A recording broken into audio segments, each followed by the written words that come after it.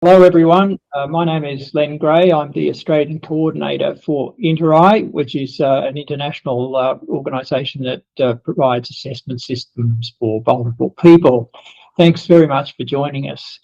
Today it's my privilege to have a chat with Gabrielle Stent from New Zealand, who's had a lot of experience in performing inteRAI based assessments over a long period of time. And we at inteRAI Australia thought it would be interesting to talk to someone who has such experience and get her thoughts about how inteRAI is best used in the real world. So welcome, Gabrielle. Thank you, Len. It's a pleasure to be talking with you. Perhaps you could start by telling our audience what your current role and organisation arrangements are at the present time and perhaps in the past as well. Certainly. My current role is inteRAI Principal Advisor with inteRAI Services in New Zealand. This is a business unit of Te Whatu Ora or Health New Zealand. Te Whatu Ora has just recently replaced our previous 20 district health boards, and it also undertakes some of the operational functions that were previously managed by the Ministry of Health. So if I was to speak to my experience in using inteRAI systems, I'm a registered nurse. I've worked as an inteRAI assessor, an inteRAI lead practitioner and systems clinician, an inteRAI educator, an inteRAI education and competency manager, and an education quality manager. My role as an inteRAI assessor was with a needs assessment and service coordination or NASC for the Nelson Marlborough District Health Board, and that's located at the top of the South Island in New Zealand. It serviced a population of approximately 100,000 people, excluding Marlborough, who had their own NASC office. Good to hear. So you've had a wealth of experience and you're obviously a very competent person when it comes to doing this kind of work. So perhaps in what context were you doing assessments? I mean, were you doing it in people's homes or in offices? How did you go about doing assessments? We began using inteRAI in 2008, and at that time we were using the home care and contact assessments for community clients. The contact assessment was used for non-complex clients that involved either a home visit or an interview by phone, depending on the person's circumstances. Home care assessments were completed in people's homes. Over time, we introduced the long-term care facility tool into the aged care facilities. That was mandated in 2015, and as a NASC assessor, we helped and supported with some of those assessments in the initial phases too, particularly for changes of level of care. Once the aged residential care sector was up and running with those assessments, I was only required to read the outputs of those assessments as a needs assessor to support changes of funding for clients. And we've now got 6 tools utilised in New Zealand. We've included the acute care, community mental health assessments and palliative care, and we've got a couple of pilots running as well. Very good. It's great to hear that. I guess you started off in the early days of implementation. What sort of training did you get at the time? And I guess I'm guessing you're going to tell me it's got better since then. So would you like to comment on training arrangements that are best suited to inteRAI? Certainly. When I first started using the tool, I had to attend a 3-day face-to-face training session, and I had my first 10 assessments reviewed by an educator. That subsequently changed to 2 days of distance learning and 5 assessment reviews, because we found that the standard was met just as efficiently with this. We have an annual open book competency exam that ensures assessors understand the assessment methodology and how to find answers to questions if they need to out in the field. Our education's been free of charge because it's a mandated assessment tool. That the funding for training is covered by Te Whatu Ora. The cost of the organisation's been the hardware, such as laptops or tablets, and the training time. And all that education that we receive as inter-rai assessors goes towards your professional development hours as well. Oh, that sounds fantastic. And so just thinking about when you were predominantly an assessor in the field, how did that fit into your day-to-day practice? I mean, you were just doing assessments, were you doing other tasks? How did that work? Sure. I must say that anything new is always very challenging. And I do remember being quite apprehensive about having to learn the tool.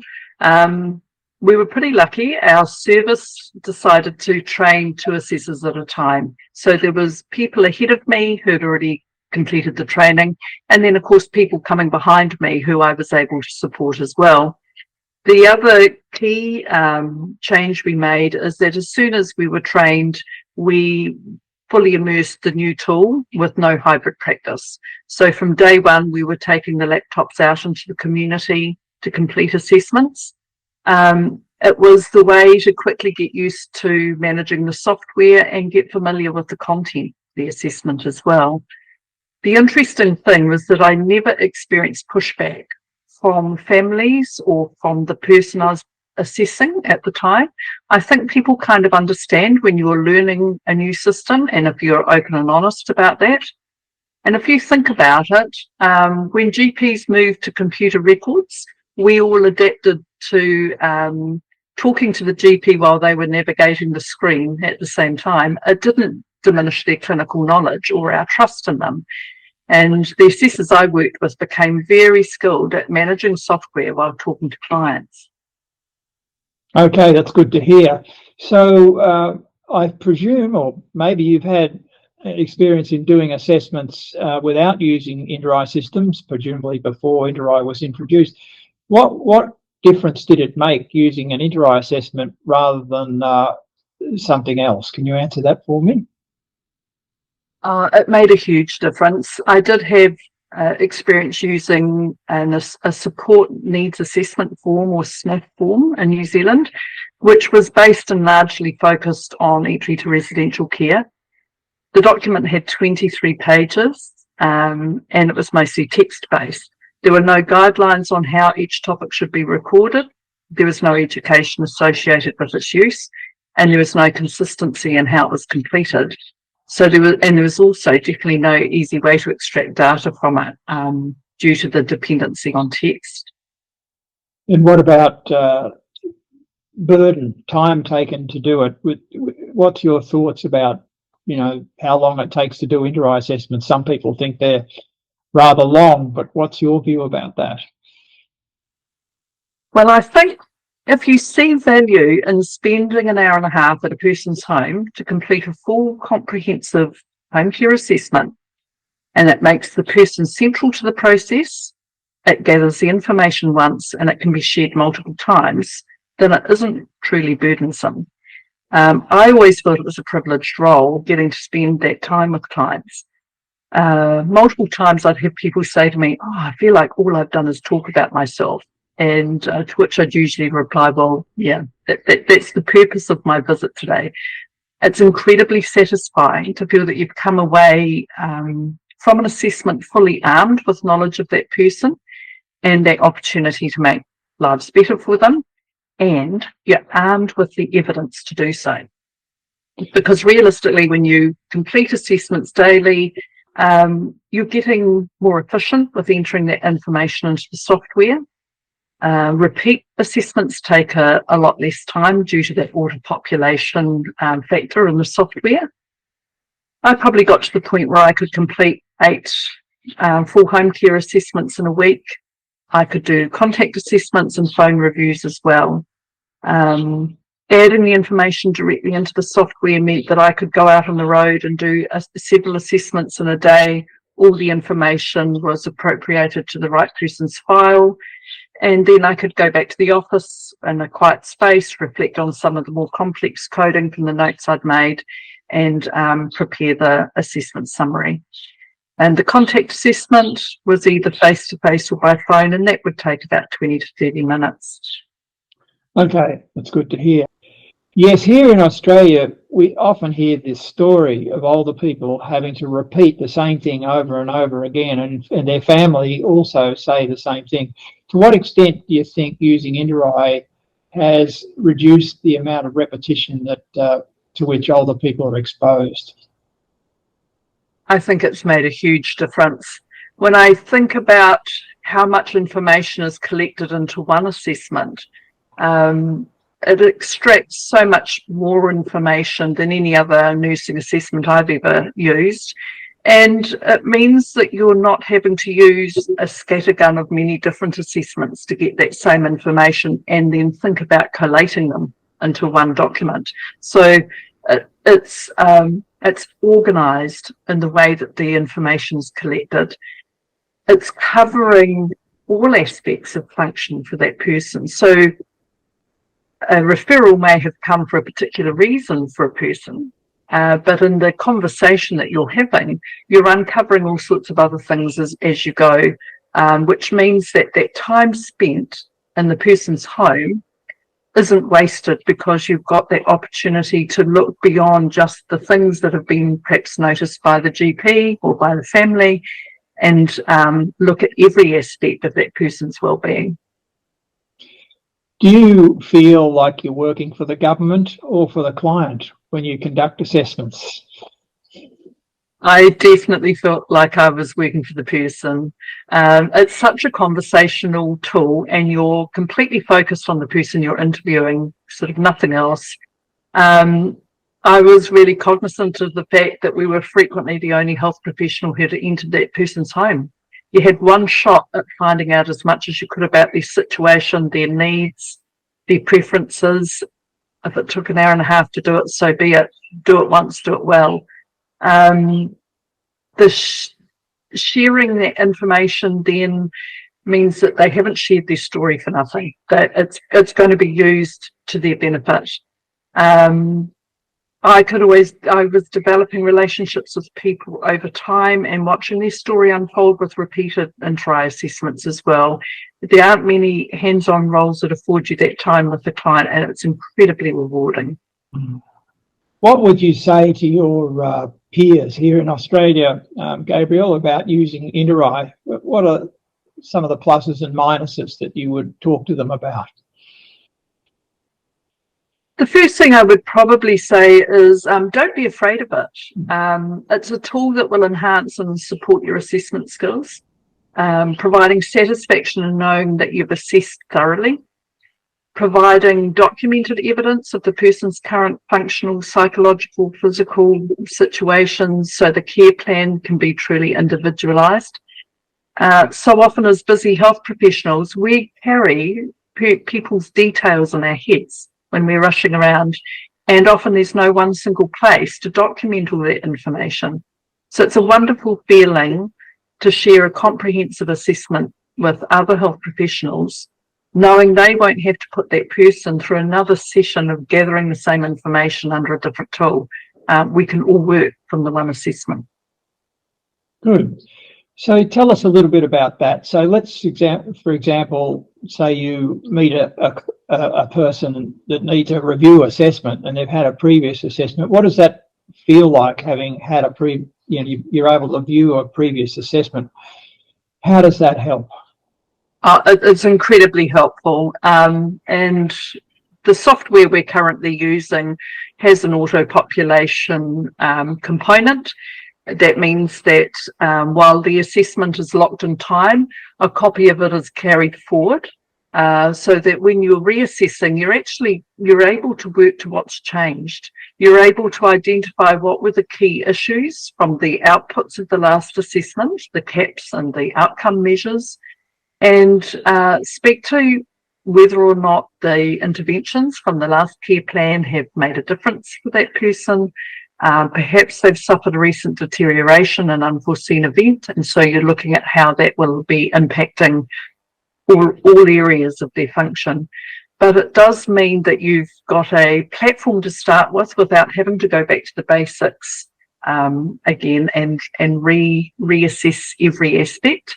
You're using your clinical judgment to consider how these changes might have affected this person and what parts of the assessment may need updating. I would say the value of assessing once and sharing multiple times is best realised if you really think about who needs access to the information. For example, clinical leads in our aged care facilities have read-only access to district inter-rai files, so they can look at people coming into their facility, not only for long-term stay, but for respite. It enables them to think about things like room placement, activity preferences, clinical needs, etc. Sometimes they've been able to use the same format to feed back information if somebody's in respite, and they've found that their needs have changed quite dramatically since the last assessment. Often when you remove somebody from their home environment and family support, you can see the gaps in how they're managing. It's always that question of what's in the best interest for the person and their families. How often are we going to subject them to the same questions when the information exists and we haven't shared it? And it really encourages cross-sector trust and collaboration across the sector. So not utilising that aspect of inter-rai would feel very wasteful. So Gabrielle, what benefits do you see for us to use inter-rai in Australia? I think that some of the biggest benefits for Australia would be national consistency of how information is gathered, so you can rely on its contents for provision of care and services. Benefits like when you're trying to get people discharged from hospital, your allied health team being able to have a look at the last assessment and understand what the environment is that the person's going back into, what sort of equipment they've already got. Bigger pictures like who else in the clinical team need to be able to read and interpret the inter-rai assessments to support clinical decision making. You know that you can rely on the validity of it. They're internationally recognised assessment tools that are providing consistent measures of function and risk. Another benefit is that as an assessor, if you're moving around professionally, it's a skill that's transferable from one care setting to the other. We've seen a lot of nurses in New Zealand trained in the community or rest home inter-rai assessments who now work in the acute environment and have been able to adapt really quickly to the acute care assessment. So you've obviously been through a long journey, a long experience from being an assessor to being if you like, an administrator. What lessons have you learnt along the way that might help us in Australia if we were to go down a similar path? Did you make any mistakes? Were there any hiccups? Were there any lessons for us here? There will be lots of learnings that New Zealand could probably share with Australia. I think when we think about reporting and data, it's really important to think about the software that you're using and how the software is set up to support the data capture that you would want.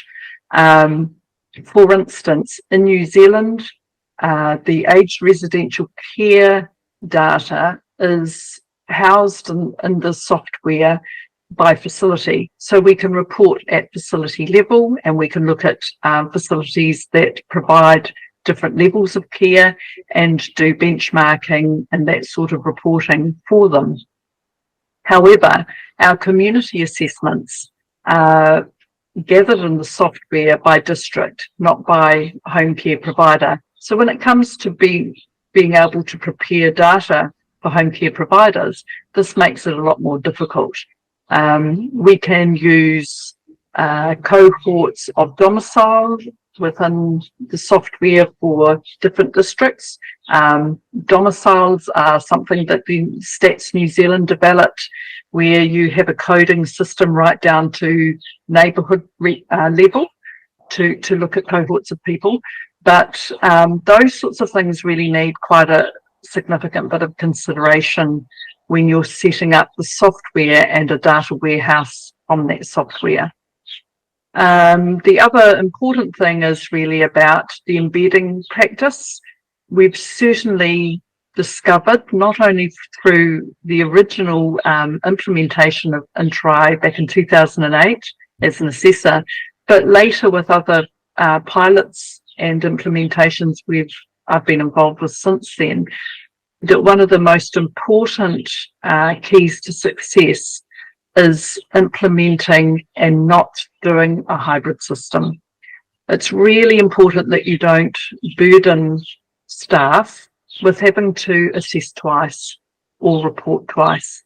And so that takes really careful planning, implementing over a period of months so that you have some of your team fully immersed in the new system and others following behind also seems to be a really good way to get people to come on board. If you onboard everybody at once, there's a lot of chaos in the office, a lot of despair. It will push some people out the door because they don't like change. Whereas if you're implementing gradually and you've got people who are open to change, who come on board first, then you tend to have better success. It's about marching confidently forward with a new tool, knowing that you bring all your expertise with you.